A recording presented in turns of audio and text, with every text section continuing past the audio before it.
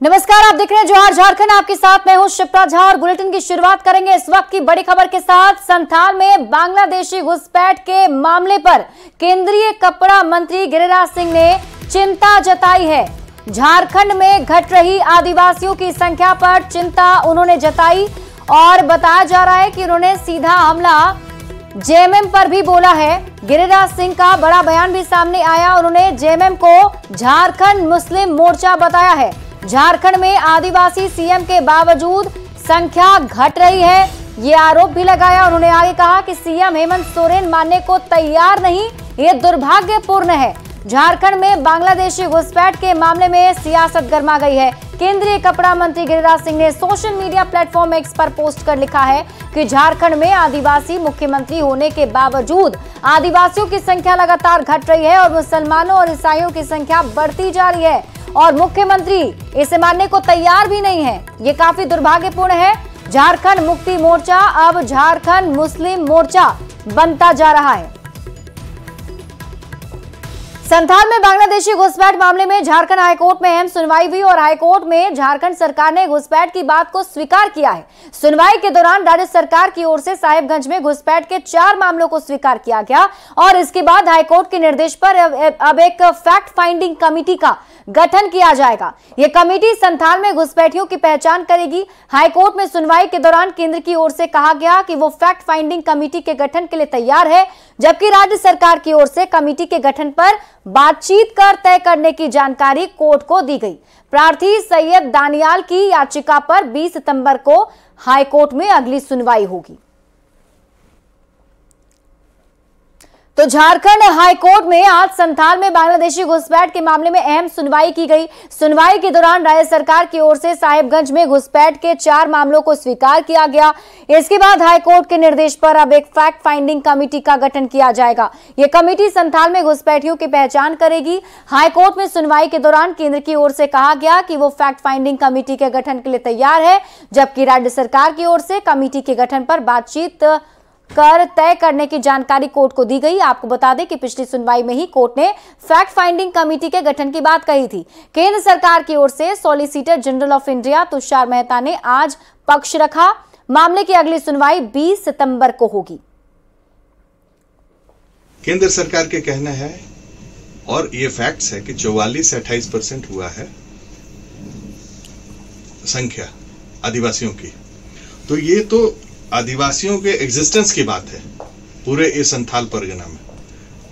अब ये मामला बहुत सीरियस है और इंटीग्रिटी ऑफ द स्टेट का मामला है और ऑनरेबल कोर्ट ने कहा है कि सर्बानंद सोनोवाल का जो ऑनरेबल सुप्रीम कोर्ट का डिसीजन है उसमें कहता है कि इन्फिल्ट्रेशन जो है ना इस तरह का, उसको एक्सटर्नल एग्रेशन माना है, यानी अपने देश पर अटैक।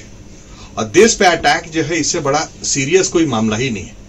जो भी इन्फिल्ट्रेटर्स हैं ये देश पे अटैक के बराबर है। राज्य सरकार इसके लिए तैयार नहीं है। झारखंड हाईकोर्ट में घुसपैठ की बात स्वीकार करने के बाद विपक्षी पार्टी बीजेपी हेमंत सरकार के खिलाफ हमलावर हो गई है। बीजेपी ने हेमंत सरकार को एक्सपोज होने की बात कही तो बीजेपी के प्रदेश प्रवक्ता प्रतुल शाहदेव ने झारखंड सरकार पर यू टर्न लेने का आरोप लगाया और कहा कि पहले राज्य सरकार ने घुसपैठ की संख्या को 0 बताया और अब घुसपैठ को कोर्ट में स्वीकार कर रही है। हो रही है राज्य सरकार हाईकोर्ट में बार बार। इन्होंने पहले कहा कोई घुसपैठ नहीं है, लेकिन जब केंद्र सरकार ने हलफनामा दाखिल किया, हाईकोर्ट ने कड़ाई की, तो आज राज्य सरकार ने माना कि साहिबगंज जिले में कुछ घुसपैठ के केसेस सामने आए। यानी राज्य सरकार यू टर्न ले रही है और केंद्र सरकार ने तो ये भी बताया कि 203 और 145 घुसपैठियों की जो सूची राज्य सरकार को दी गई थी उस पर अभी तक कोई कार्रवाई नहीं हुई।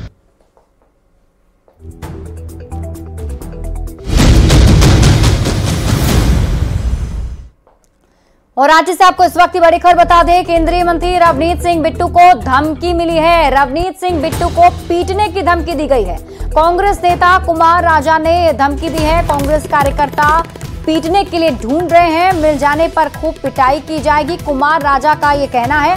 विधायक संजय गायकवाड़ को भी धमकी दी गई है। तरविंदर सिंह मारवाह को भी धमकाया है।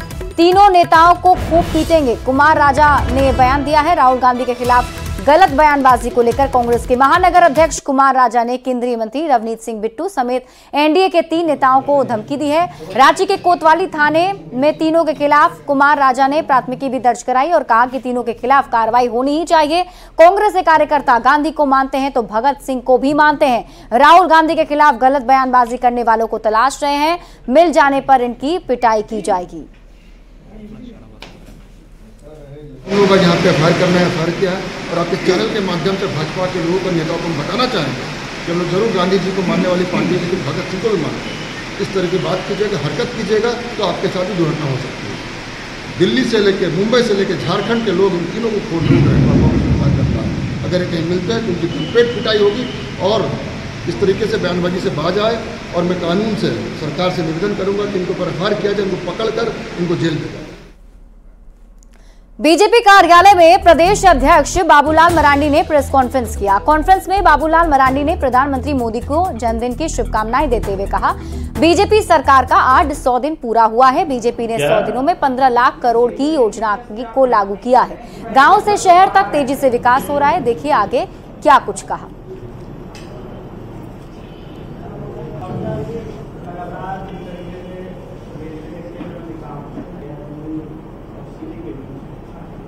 क्या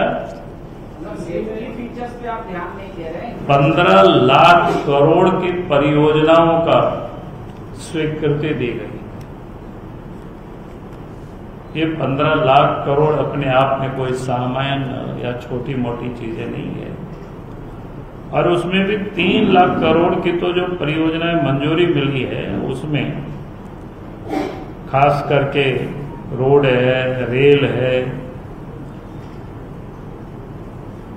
बंदरगाह है और हवाई मार्ग यानी हवाई अड्डा है। बुधवार 18 सितंबर को जामताड़ा में मुख्यमंत्री हेमंत सोरेन का कार्यक्रम होने जा रहा है। कुंडित प्रखंड के धेनुकडी मैदान में आपकी योजना आपकी सरकार आपके द्वार कार्यक्रम में सीएम हेमंत सोरेन हिस्सा लेंगे। मुख्यमंत्री जामताड़ा और दुमका जिले के लोगों को कई तोहफे भी देने वाले हैं। जामताड़ा को करीब 700 करोड़ और दुमका को लगभग 150 करोड़ की योजनाओं की सौगात दी जाएगी। सीएम दोपहर 1 बजे कई योजनाओं का शिलान्यास और उद्घाटन करेंगे। सीएम हेमंत सोरेन के कार्यक्रम को लेकर तैयारियों को अंतिम रूप दिया जा रहा है।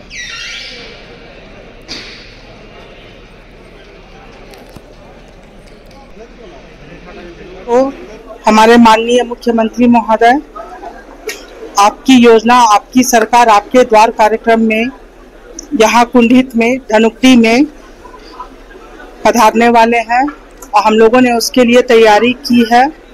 हमारा जो कार्यक्रम आपके द्वार वाला रहा है ये बहुत ही सक्सेसफुल रहा है और हमें विश्वास है कि हम लोग कल भी इसको बहुत अच्छी तरह से करेंगे। सुरक्षा के लिए लगातार हम लोग पिछले 1 वीक से यहाँ पे विजिट कर रहे हैं और हर तरह से तैयारी कर ली गई है। हम लोग पूरी उम्मीद है कि कल जो प्रोग्राम है हमारे माननीय मुख्य अतिथि हमारे सीएम साहब और उनके साथ मंत्रीगण जी जो भी महानुभाव आएंगे उनके लिए सुरक्षा की पूरी कड़ी व्यवस्था है।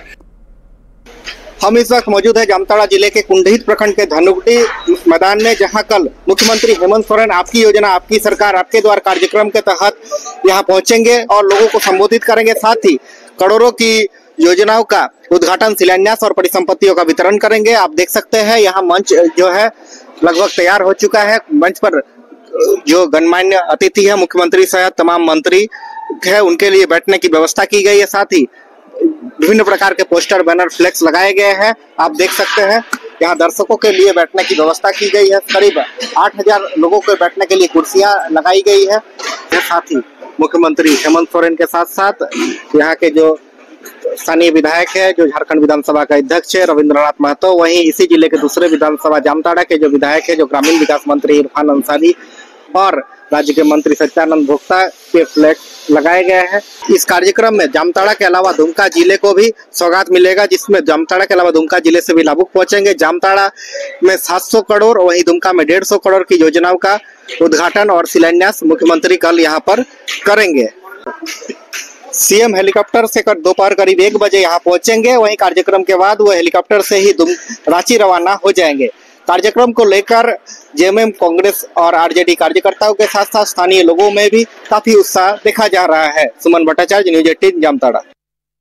राज्य के आर्यभट्ट सभागार में कुशल भारत विकसित भारत कार्यक्रम का आयोजन किया गया। कार्यक्रम में केंद्रीय कौशल विकास एवं शिक्षा राज्य मंत्री जयंत चौधरी, रक्षा राज्य मंत्री संजय सेठ, विधायक समरी लाल मौजूद रहे।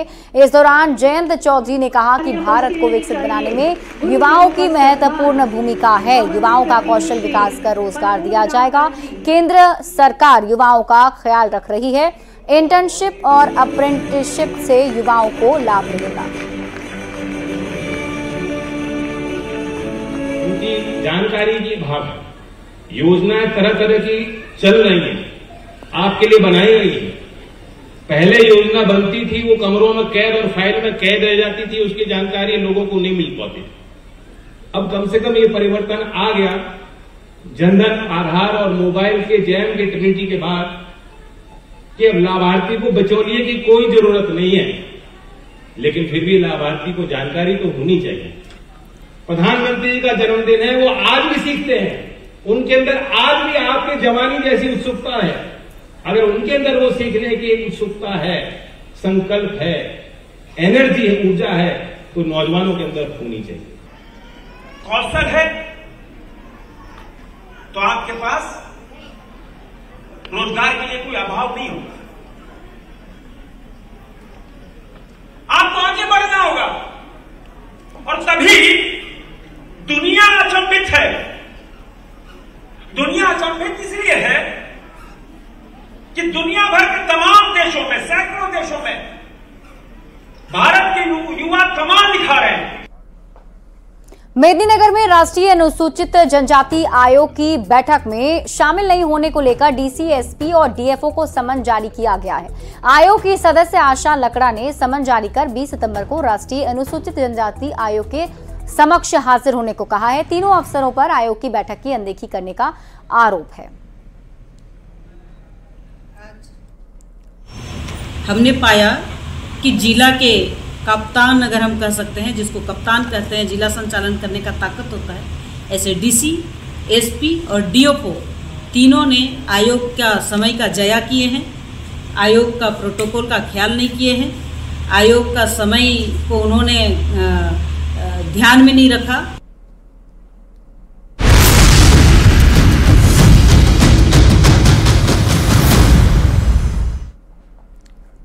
बढ़ते आगे और बात अगली खबर करेंगे। पीएलएफआई सुप्रीमो दिनेश गोप को पलामू जेल में शिफ्ट किया गया है। दिनेश गोप को एनआईए ने 21 मई 2023 को दिल्ली से गिरफ्तार किया था। दिनेश गोप के खिलाफ झारखंड, बिहार और ओडिशा में हत्या, अपहरण, धमकी देने, जबरन वसूली और पीएलएफआई के लिए धन जुटाने का आरोप है। बताया जा रहा है कि दिनेश गोप पर लगभग 102 से अधिक आपराधिक मामले दर्ज हैं। गिरफ्तारी के बाद से दिनेश गोप को होटवार स्थित बिरसा मुंडा केंद्रीय कारा में रखा गया था, लेकिन हाल के दिनों में उसके नाम कर कारोबारियों और व्यवसायियों से लगातार लेवी की मांग की जा रही थी, जिसे लेकर दिनेश गोप को दूसरे जेल में शिफ्ट किया गया है। इस खबर पर और अधिक जानकारी दे रहे हैं न्यूज 18 संवाददाता ओम प्रकाश। सुप्रीमो दिनेश गोप को बिरसा मुंडा केंद्रीय कारा से शिफ्ट करते हुए पलामू जेल में शिफ्ट किया गया है। बता दें कि सुरक्षा के कारणों को ध्यान में रखते हुए ये कार्रवाई जो है वो प्रशासन के द्वारा की गई है। पूरे मामले में जो जानकारी है उसके अनुसार पीएलएफआई सुप्रीमो दिनेश गोप के नाम पर लगातार व्यवसायियों और कारोबारियों से लेवी की मांग की जा रही थी और कहीं न कहीं ये वजह भी अहम रूप से सामने आई है कि इन वजहों से ही दिनेश गोप को यहां से शिफ्ट किया गया है। हालांकि जो अधिकारी है इस बाबत उसे रूटीन ट्रांसफर जरूर कहा जा रहा है कि उनके जो जेल शिफ्टिंग को लेकर जो भी कार्रवाई की गई उसे रूटीन कहा जा रहा है और रूटीन कार्यक्रम के तहत ही ये कार्य किया गया है। लेकिन जिस तरह से दिनेश गोप जो अपने आप में एक टेरर है और कहीं न कहीं पिछले दिनों उसकी गिरफ्तारी एनआईए के द्वारा जो है वो की गई थी और उसके बाद से उसे होटवार स्थित बिरसा मुंडा केंद्रीय कारा में ही रखा गया था, लेकिन जिस तरह से उसने हाल के दिनों में उसके नाम पर लेवी और तमाम तरह के थ्रेटनिंग कॉल जो है वो किए जा रहे थे, उसे देखते हुए ये प्रशासन के द्वारा जो है उस पर लगाम लगाने और अंकुश लगाने को लेकर ये पूरी प्रक्रिया जो है वो की गई है। अब देखना होगा कि इस मामले में जिस तरह से जो थ्रेटनिंग कॉल व्यवसायियों या कारोबारियों को आ रहे थे उस पर लगाम लग पाती है या फिर नहीं। कैमरामैन संत के साथ ओम प्रकाश, न्यूज 18 रांची। झारखंड में महिलाओं और बच्चों के खिलाफ यौन उत्पीड़न के मामले रोकने के लिए महिला पुलिसकर्मियों को विशेष प्रशिक्षण दिया जा रहा है। निर्भया शक्ति पुलिस की टीम में लगभग 50 महिला पुलिसकर्मियों को शामिल किया गया, जो स्पेशल ट्रेनिंग ले रही हैं। इन्हें राज्य के अलग अलग इलाकों में तैनात किया जाएगा। निर्भया शक्ति पुलिस की टीम महिलाओं और बच्चों के खिलाफ हो रहे आपराधिक घटनाओं में बेहतर अनुसंधान में पुलिस अधिकारी की मदद करेंगी।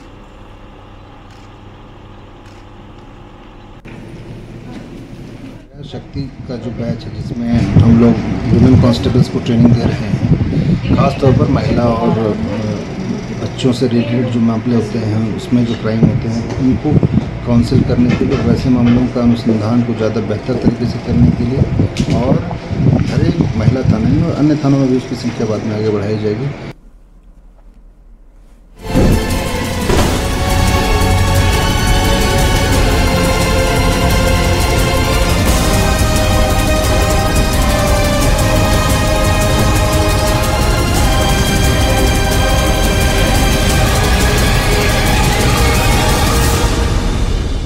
राज्य में लगातार हो रही बारिश के बाद मैथन डैम का जलस्तर बढ़ गया है। वाटर लेवल बढ़ने से मैथन डैम का 12 में से 10 गेट खोल दिया गया है। आज मैथन डैम से 1,60,000 क्यूसेक पानी और पंचेत डैम से 90,000 क्यूसेक पानी छोड़ा गया है। लगातार डैम से पानी छोड़े जाने के बाद पश्चिम बंगाल में रेड अलर्ट जारी किया गया और सभी थानों को अलर्ट कर दिया गया है।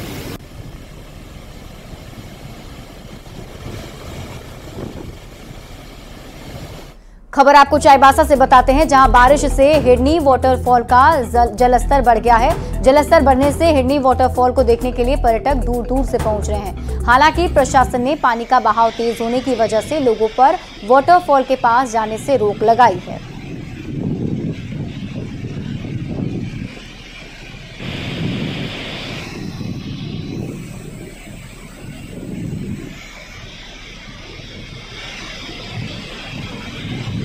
गिरिडीह में भी लगातार हो रही बारिश से उसरी वाटरफॉल का नजारा आकर्षण का केंद्र बन गया है। खूबसूरत वाटरफॉल को देखने के लिए सैलानी दूर दराज से आ रहे हैं। गिरिडीह से और अधिक जानकारी दे रहे हैं न्यूज़ 18 संवाददाता एजाज अहमद।